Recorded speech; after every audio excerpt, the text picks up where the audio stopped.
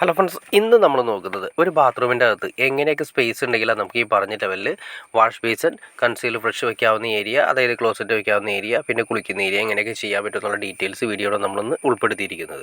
ആദ്യമേ തന്നെ നമ്മൾ ബാത്റൂമിൻ്റെ അകത്തേക്ക് കയറി വരുന്ന സമയത്ത് വാഷ് ബേസിനാണ് കൊടുത്തിരിക്കുന്നത്. ആദ്യമേ തന്നെ റൈറ്റ് സൈഡിലായിട്ട് നമ്മൾ വാഷ് ബേസിൻ കൊടുത്തു. അതിനുശേഷം പിന്നെ കൺസീലർ ബ്രഷ് കൊടുത്തു. ബാക്കി വരുന്ന ഏരിയകളിൽ നമ്മൾ കുളിക്കുന്ന ഏരിയ കൊടുത്തു. അപ്പോൾ കുളിക്കുന്ന ഏരിയയിൽ നമ്മൾ പ്രാധാന്യം കൂടുതൽ കൊടുക്കണം. കാരണം കുളിക്കുന്ന ഏരിയയിൽ കുറച്ചുകൂടി സ്ഥലം ആവശ്യമാണ്. അവിടെ നമ്മൾ കൊടുത്തിരിക്കുന്ന അകലം നോക്കുക. ആ ഭിത്തിയിൽ നിന്ന് കണ്ടോ, ഭിത്തിയിൽ നിന്ന് നമ്മൾ കൊടുത്തിരിക്കുന്നത് 100 സെൻറ്റിമീറ്ററാണ് കൊടുത്തിരിക്കുന്നത്. അപ്പോൾ 100 സെൻറ്റിമീറ്റർ നമ്മൾ കൊടുക്കുകയാണെങ്കിൽ അത്യാവശ്യം നല്ല സ്പേസ് കാര്യങ്ങൾ കിട്ടും.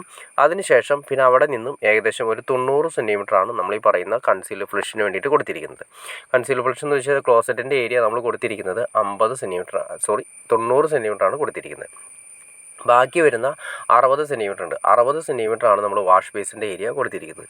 അപ്പോൾ 60 സെൻറ്റിമീറ്റർ വാഷ് ബേസിൻ്റെ ഏരിയ, 90 സെൻറ്റിമീറ്റർ നമ്മൾ ക്ലോസറ്റിൻ്റെ ഏരിയ, 100 സെൻറ്റിമീറ്റർ നമ്മൾ നേരത്തെ പറഞ്ഞ പോലെ തന്നെ കുളിക്കുന്ന ഏരിയ. അങ്ങനെ ടോട്ടൽ വരുന്ന സമയത്ത് 250 സെൻറ്റിമീറ്ററാണ് വരുന്നത്. അപ്പോൾ ശരിക്കും പറഞ്ഞാൽ 250 സെൻറ്റിമീറ്റർ. ഇനി വേണമെങ്കിൽ നിങ്ങൾക്ക് അത്രയും സ്പേസ് നമുക്ക് കൊടുക്കാനില്ലെങ്കിൽ കുളിക്കുന്ന ഏരിയ 90 സെൻറ്റിമീറ്റർ ആയാലും കൊടുത്താൽ മതി. അപ്പോൾ നോർമൽ ലെവൽ നമുക്ക് 240 സെൻറ്റിമീറ്റർ കിട്ടിയാലും നമുക്ക് ബാത്റൂം സെറ്റ് ചെയ്യാൻ സാധിക്കും.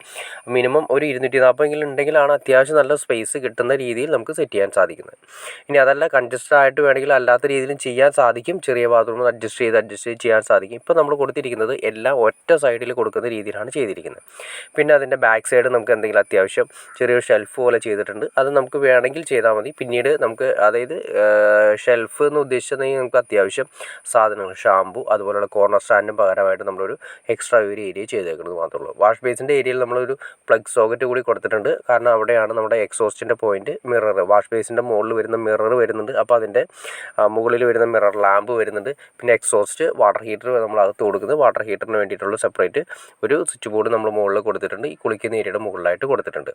അപ്പോൾ നമുക്ക് അത്യാവശ്യം വരുന്ന പ്ലഗും കാര്യങ്ങളൊക്കെ, സോക്കറ്റും കാര്യങ്ങളും സ്വിച്ചുകളും വരുന്നത് നമ്മുടെ ഈ വാഷ് ബേസിൻ്റെ ഏരിയയിലാണ്. ഏരിയയുടെ തട്ട് സൈഡിൽ, നനയാത്ത സൈഡിൽ തന്നെയാണ് നമ്മൾ കൊടുത്തിരിക്കുന്നത്. ഒട്ടും നനയാത്ത രീതിയിൽ തന്നെ. കാരണം കുളിക്കുന്ന ഏരിയ അറ്റത്തായതുകൊണ്ട്, ഇതിൻ്റെ നേരെ ഓപ്പോസിറ്റ് അറ്റത്തായതുകൊണ്ട് യാതൊരു പ്രശ്നങ്ങളോ കാര്യങ്ങളോ ഒന്നും തന്നെ ഇല്ല.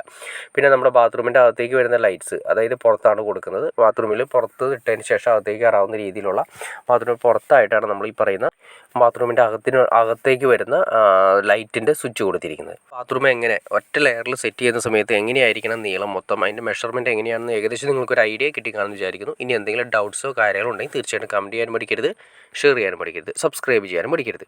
അപ്പോൾ ഓക്കെ ഫ്രണ്ട്സ്, അടുത്ത വീഡിയോയിൽ കാണുന്നവരെ ഓക്കെ.